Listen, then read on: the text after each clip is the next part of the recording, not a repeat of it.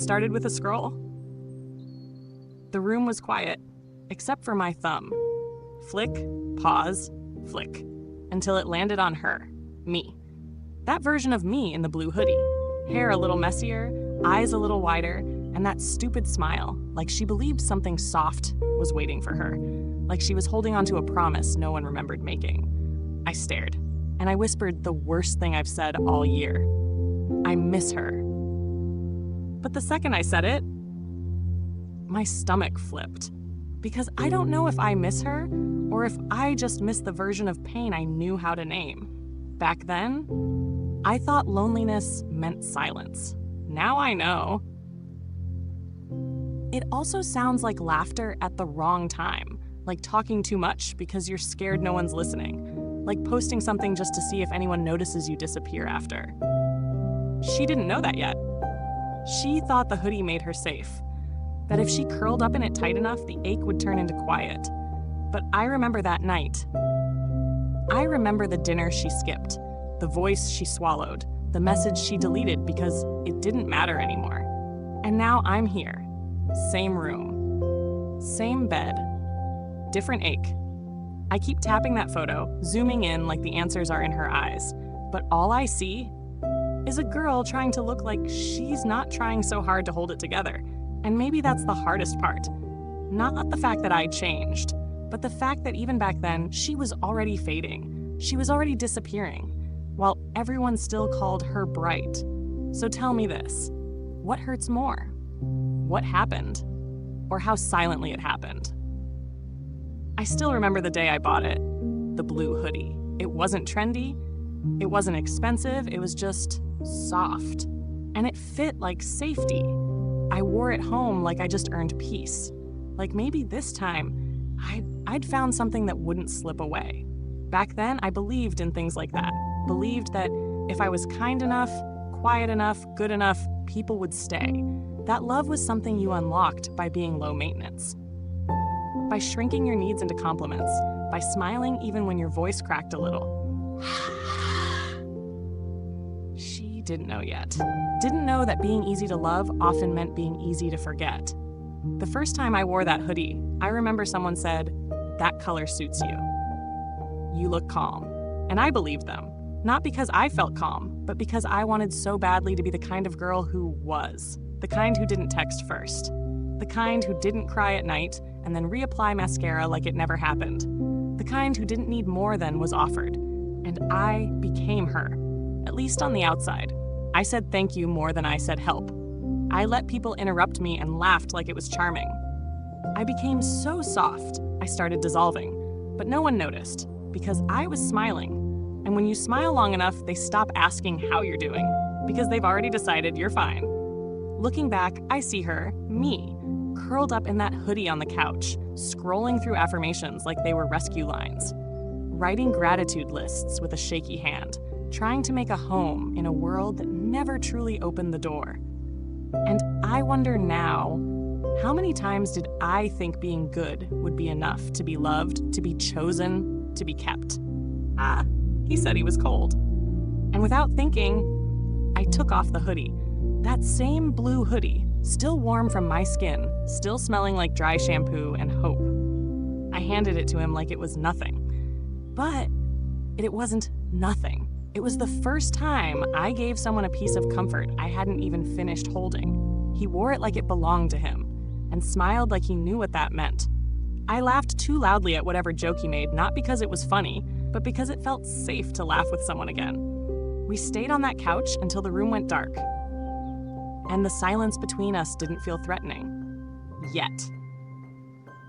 I remember his fingers brushing mine as he passed me the mug. I remember wondering if it meant something, if anything meant something when you didn't ask. And I didn't. I didn't ask what we were. Didn't ask if he saw me as more than just warm skin and borrowed softness. Because in that moment, I thought closeness was enough. He called me easy to talk to. And I pretended that didn't sting. Because when someone calls you easy, you start wondering what else they find effortless about you. The next morning, he left the hoodie folded on the chair. Didn't say much, didn't have to. Because I was already telling myself stories to fill the silence. Was that love? Or was I just relieved not to be alone for once? Now when I think back, I don't remember what we talked about. Just how I clutched that hoodie when the door closed, like maybe his warmth was still trapped in the fabric. But it faded. They always do. So I ask myself, did I love the moment, or was I just afraid it would end before it even meant something? The hoodie stayed in the laundry basket, week after week, not dirty, not clean, just waiting. I'd pass it every morning, fold it, unfold it, tell myself I'd wear it tomorrow. But I never did, because deep down I didn't want to know if it still smelled like him, or if it didn't. Both answers hurt. He stopped texting as much, stopped laughing as loud, started saying been busy like it was a full sentence, and I let it slide. Told myself not to be clingy, told myself he'd reach out when he could breathe again. But breathing was never the problem. It was the wanting that vanished. One time I saw his name light up my phone, then go dark. No message, no call, just a ghost of presence, enough to hope, not enough to hold. I used to listen to my gut, used to feel the shift before the silence. But this time, I muted it, put it on Do Not Disturb, because I didn't want the truth.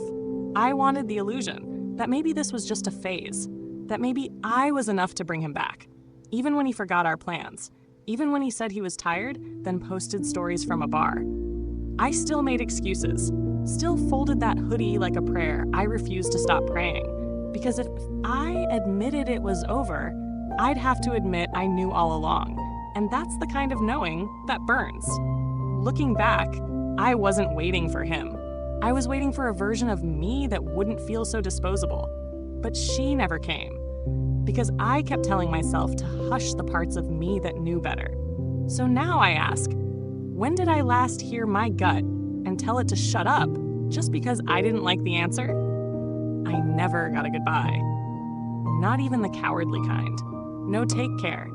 It's no I'm sorry, not even a full stop, just nothing.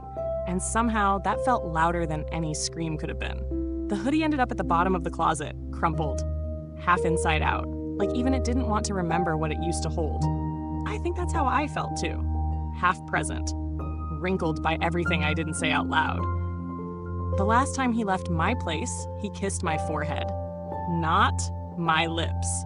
Like I was something soft he was already saying goodbye to, without the decency to name it.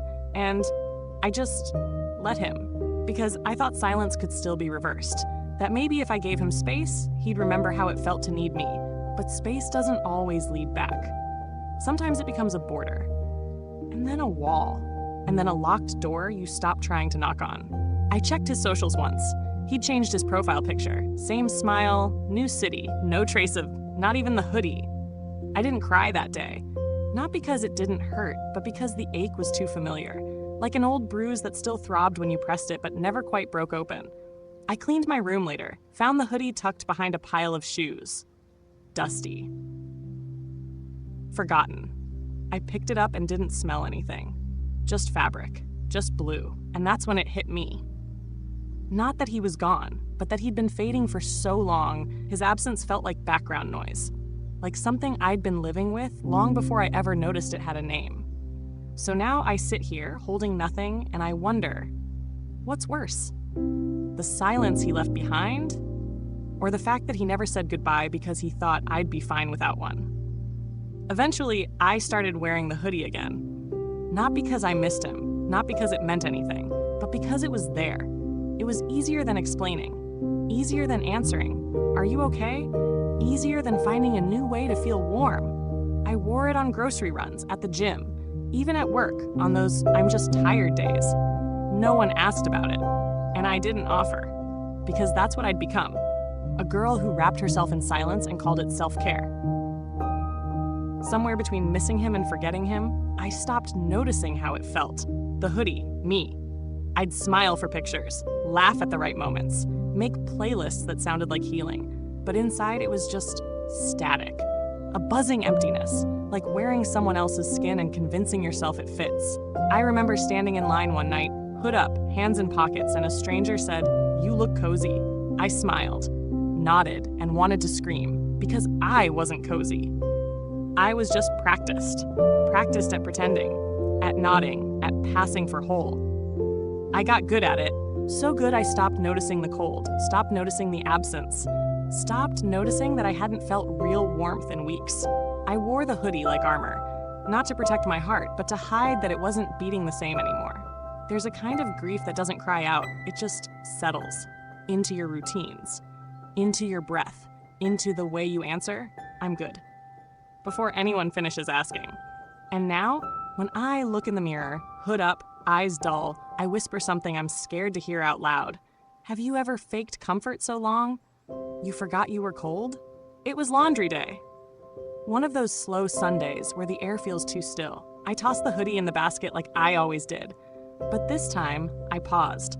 I held it to my face, breathed in, and for the first time, nothing. No hint of him, no memory trapped in the thread, just the scent of detergent, fresh, unfamiliar, like the past had finally rinsed itself out. And I didn't cry. I didn't smile either. I just stood there, feeling something I hadn't in a while. Nothing. Not relief, not grief. Just a stillness that didn't ache. I wore it that night, not because I needed comfort, not because I missed him, just because it was clean and cold and mine. I passed the mirror in the hallway, stopped, stared, and for the first time, I didn't see her, the girl who waited, the girl who ached, the girl who made herself small enough to be held and still wasn't chosen. I saw me, not healed, not glowing, just here, breathing in silence that didn't threaten to break me. I scrolled through my phone later, passed his name in my contacts, didn't flinch, didn't tap, didn't ache for closure. The absence was still there, but it didn't feel like a wound anymore. Just space, where something used to live, and now doesn't. I left the hoodie on the chair that night, didn't fold it, didn't cradle it, just let it be. And somewhere between the laundry and the letting go, I realized something. There wasn't a moment, no dramatic turning point, no emotional epiphany, just a slow, steady forgetting, like the memory finally got tired of being remembered. So now I sit in the quiet and ask gently, do you remember when the memory stopped hurting? Or did it leave quietly, like everything else? It sat on the edge of the bed for 3 days. The blue hoodie, folded, soft, familiar, but no longer mine in the way it used to be. I didn't rush, didn't make it a big gesture, no soundtrack, no symbolic farewell, just quiet. I held it one last time, ran my thumb over the frayed cuff. There was a tiny thread I used to pull when I felt anxious. I hadn't touched it in weeks. That's how I knew. I didn't need it anymore. The girl who clung to this fabric, who wrapped herself in it to feel close to someone already gone, she isn't here now. Not gone, but not running the show either. I put the hoodie in a bag, next to an old scarf, a half-used candle, and a book I never finished. Not because I wanted to erase anything, but because I finally had space to choose what stayed. The closet felt lighter. So did I. That night, I sat by the window. No music, no noise, just me, and a kind of stillness that didn't need to be earned. I didn't scroll through old photos, didn't draft unsent texts, didn't relive a version of myself just to prove I survived her. Instead, I looked around the room and noticed things she would have missed. The plant that didn't die, the chipped mug I still love, the silence that finally felt soft.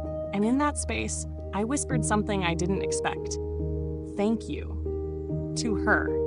To the girl who hurt. To the girl who waited.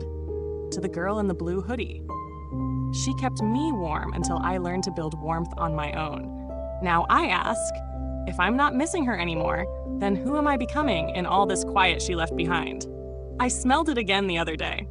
Not him, not the past, just that same detergent. Some stranger walked past me in the grocery store and I froze half a second. One inhale and suddenly I was back in that room. That year.